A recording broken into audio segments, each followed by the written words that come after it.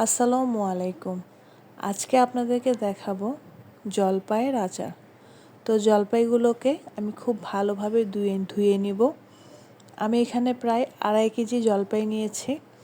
2.5 KG জলপাইটা আমি খুব ভালোভাবে হলুদ আর লবণ দিয়ে একটু সেদ্ধ করে নেব। একটা মশলা রেডি করে নিলাম। জলপাইগুলো যেভাবে ফেটে যায় সেভাবে ততটুকু পর্যন্ত সিদ্ধ করে নিতে হবে। দিয়ে দিলাম 1 কাপ সিরকা।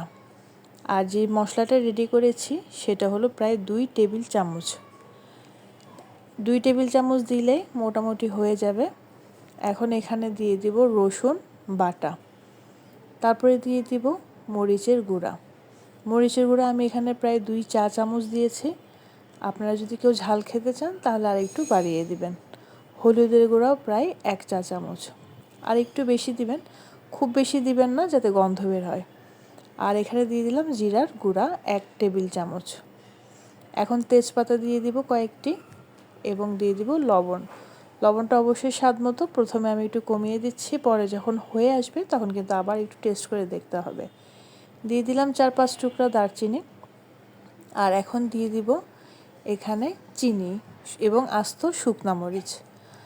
যেহেতু জলপাইটা আমি সেদ্ধ করে নিয়েছি, চিনিটা আমি এখনই দিয়ে দিব। দিয়ে দিলাম 1 কাপ চিনি এবং এখন দিয়ে দেব সরিষার তেল। এটা যেহেতু আমি মশলাদায়ক জলপাইয়ের আচার বানাচ্ছি সেহেতু এখানে একটু সরিষার তেলটা বেশি লাগবে। হাতে ভালোভাবে মাখিয়ে নিব এবং ফ্রাই প্যানে চুলার উপর বসিয়ে দিব। তো মোটামুটি আমার মাখানো শেষ। ফ্রাই প্যানে বসিয়ে দিয়েছি, ঢাকনা দিয়ে ঢেকে দিব। তো মোটামুটি এটা উতলানো হয়ে গেছে, ভালোভাবে কষাতে হবে।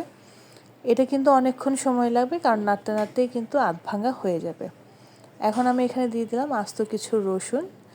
আর আচারে রসুন দিলে খুব ভালো লাগে, কারণ রসুনটা খেতে একটু মিষ্টি মিষ্টি লাগে।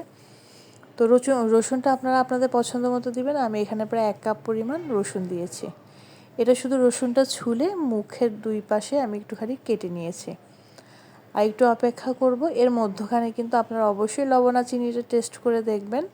স্বাদটা আপনারা আপনাদের মতো করে দিবেন। তো এটা কিন্তু নাড়তে নাড়তে এরকম আধ ভাঙা হয়ে গেছে।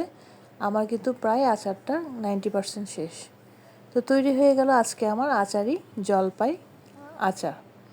তো এটা কিন্তু খুবই ভালো লাগে খিচুড়ির সাথে। আজ এ পর্যন্তই। আল্লাহ হাফেজ।